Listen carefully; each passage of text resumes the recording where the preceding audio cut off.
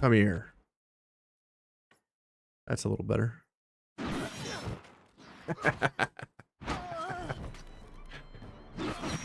Oh my god. Blender mode activated. This unit, man, is nuts. Hello everyone, I'm Hazefest. I recently 100% Wartales on Ironman experience region locked, and I wanted to share one of the strongest builds that I have discovered in this game, and it is awesome. So this is going to be an executioner build. I like to call it the blender. It involves a one-handed axe and a shield. And let's get into the build, shall we? We'll go over the skills, then we'll go over the equipment and what I've chosen for oils. And we'll go over the attributes as well, and how to do all of this stuff. So I'm just going to explain everything as if you have no idea what I'm talking about. You've never seen Wartales, so here I go. Sorry for hitting the mic. So this is the Executioner. Executioner starts off as a warrior at level 1. It's the axe specialization. You can use one-hand or two-hand axe. As you start out, you probably want to use a two-handed axe because of the level 3. So at level 1, it'll be a warrior. At level 2, you'll choose Executioner and get medium armor. At level 2, it is Cutting Maelstrom for 2 Valor points. You will do a circular attack around your character in melee twice. When you improve the skill later in the game, it does increase damage, and then it attacks an additional time for each unit in the target area that dies. So every fatal blow you administer, you get another free spin. At level 3, you're going to choose Valorous Chain. This allows you to get 1 Valor point every time you do an AoE attack. So at the beginning of the game, you'll have a two-handed axe. That way you can do a large swing and hit more than one opponent. You'll get a Valor point. And then when you perform the Executioner, Cutting Maelstrom, you'll get another Valor point. So it's a good way to sustain. You'll get 2 Valor points per turn. It might cut into your Valor, but basically you'll break even if you have a way to sustain your Valor points. Level 5, I recommend you take Recklessness early on because that will double your damage. It'll give you 100% additional damage. When you improve the skill, it will give you 150. And then at level 8, your build is officially online with Challenging Shout, which will draw in all the enemies around you into melee range so that you can whirlwind and kill them all. At level 10, you're going to choose Alacrity. This allows your unit to dodge ranged AoE and melee attacks. So it's great in survivability for anything that doesn't die in melee and turns to hit you in the face. You can at least have a chance to survive by completely nullifying the damage. At level 12, I recommend that you choose Class Specialization, which will allow you to go back in and choose Madness. This will increase your damage 50% more damage for units that are at 50% health or less. And then when you upgrade it, it will be 75% or less. You'll get 50% increased damage. Pretty good. After that, level 15 is Master Class. We're not going to worry about that. So pretty much at level 12, you have the full build that you're going to need. And then from then on, it's all bread and butter. As for the profession, you can choose whatever profession you want. I chose Cook here because I needed a cook early on in the game. And it actually worked out pretty well because he has a pretty hefty amount of constitution. I dumped all my points into strength and critical hit. He has a base of 10% crit, so maybe I didn't dump that many points into crit. It's mostly movement and strength based stuff. And you want to make sure you get 15 willpower when it's convenient, because 15 willpower allows your unit to survive the first time they should die in combat, which will be applicable in one of the videos clips that I'm going to show you. There was an attack I did against 2 melee tanks that every time you hit them, you get a poison stack. And basically I struck both of them so many times, I had 26 poison stacks and took lethal damage at the end of my turn. And willpower set me to 1 HP instead of killing my unit, which allowed him to live. And that was the closest this unit had come to death, and that was because it was self-inflicted by dealing 26 hits to 2 targets. After that, let's get into the gear breakdown. The helmet doesn't matter. The armor doesn't matter. Just get whatever works for you. We'll go over the axe, which is pretty crucial to this. This allows you to go one hand and shield. And you get this axe, Nepti's axe, from the Virtus province, which is just above Tiltram County. It's here. And in this province, all the way to the left, just west of Brown Rock Mine, is the Virtus tomb. This is where you get the axe. You'll get it as a bunch of rubble that you'll have to decipher in your lectern. And if you're not sure how to get the lectern, it's under Mysteries and Wisdom. You have to get Mysteries and Wisdom to level 4, which will allow you to create the lectern in your camp. And then you can research the little purple rubble from that tomb to get Nepti's axe. It will be about level 5 or so when you get it. And you can just throw that on your character and go to town.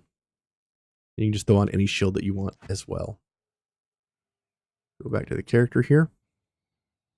The backpack accessory doesn't matter. I just use this because he's a cook.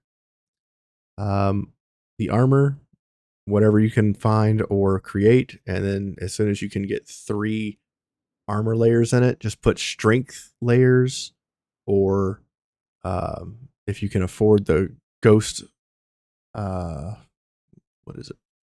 You can afford the ghost layers, you can get something that's strength and whatever other stat.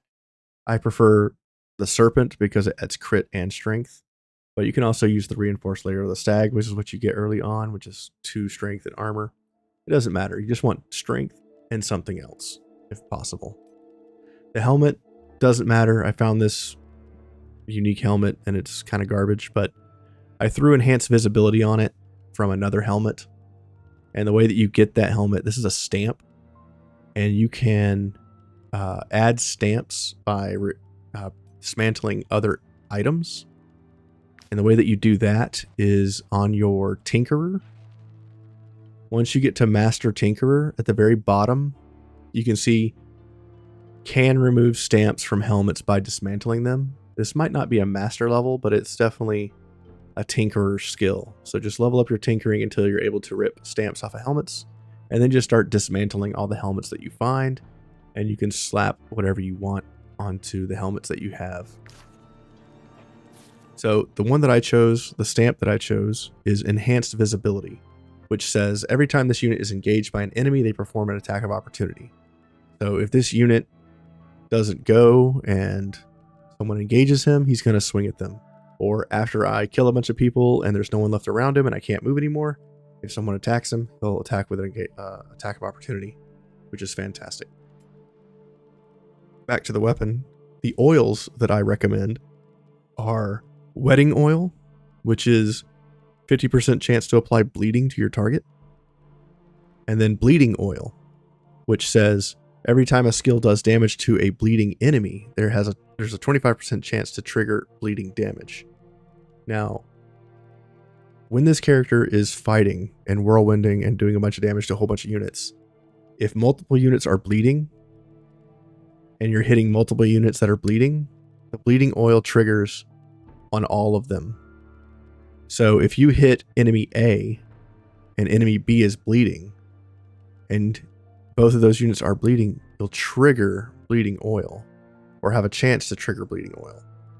So since it's only a 25% chance, I decided to go with the bleeding oil concentrate belt, which you get by making bleeding oil, and then in Apothecary, you buy this, make this, and then what that does for you is it gives you a 50% chance to make the enemies bleed, and then a 50% chance to trigger bleeding, which is the same effect as at the end of their turn, they take 20% of their maximum health as bleeding damage.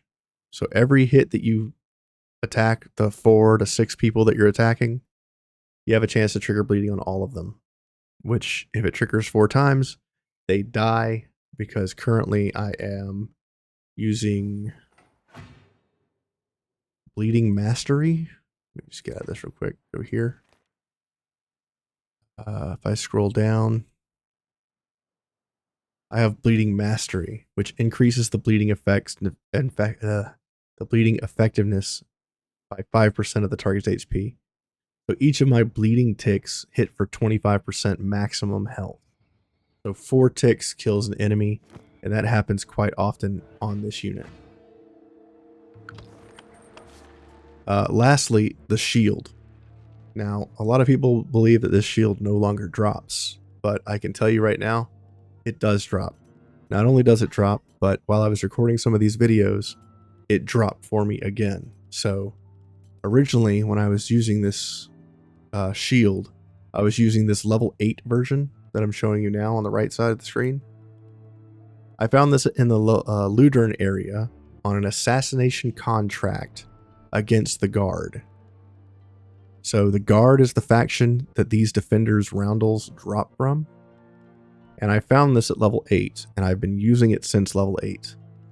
And now I'm 95-ish hours into the campaign, and my second one dropped. And I was just killing some level 16 guards, and they dropped a level 15 version of the same shield. This is a very rare drop shield. I've only seen 2 of them in my entire run, but now that I know how to find them, it's probably easier to find them. So you basically have to engage the guard in combat, and if you're lucky, you'll get a drop from one of these. And yeah, super good shield. This gives you the quick shield bash skill, which says after attacking, you deal 24 damage to an adjacent enemy.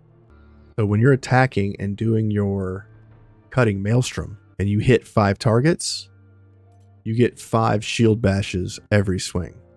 The most I've ever had surrounding my unit is 6. So you hit all 6 enemies, you hit 6 times with your shield, and then whatever's left, you swing and hit again, and then you get that many shield bashes. So it quickly adds up to like 30, 40 attacks in a single turn with this guy. And when you're done with cutting maelstrom and you're done with your shield bashes, you still have the axe to auto attack to finish up or kill any light armored units. So it's pretty sick. The way that you utilize this skill is you run in to the middle of a pack of enemies, you use Challenging Shout to suck everybody into you, and then you execute your cutting maelstrom until everything's dead, and whatever survives or whatever nearby enemies you can reach, you run over and you do your AoE auto attack. And usually you can kill 4 to 9 people per turn with this unit. It's pretty dope. I'm going to cut to some videos so you guys can see what I'm talking about, and you guys have a great day. And don't forget to like, subscribe, and leave a comment. Thank you. We did rest some over here. Hold them in.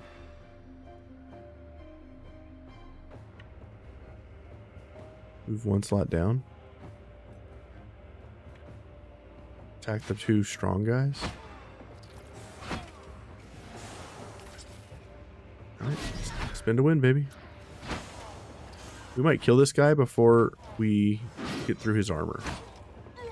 We killed him before we got through his armor. Now this guy.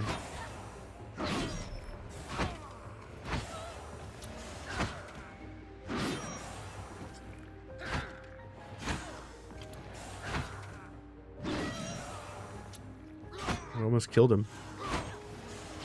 1 more tick and he's dead. Yeah, there it is. Wow, he took 162 damage.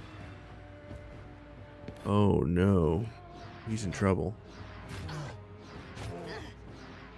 He's literally about dead. He's at 1 HP. He literally died from taking 26 poison stacks of damage. Heal that, bro.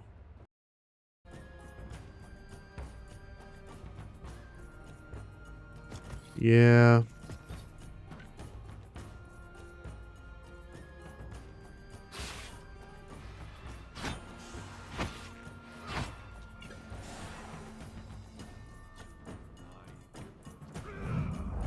bring everybody closer together because we're all friends, right?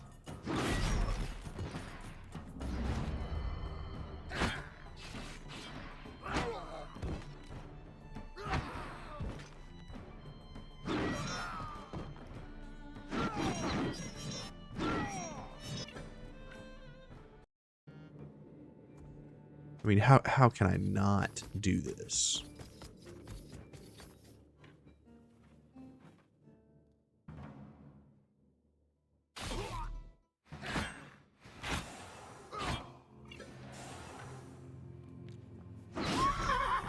Yeah. This is happening. I'm gonna beat that horse to death with the shield.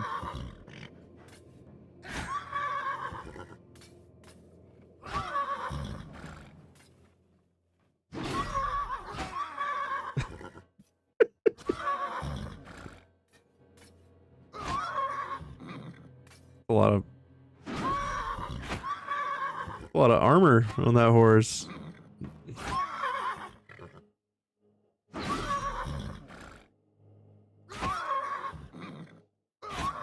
Holy crap. Literally beating the horse to death. Am I still going? It's the round that'll never end. Good God. But also amazing.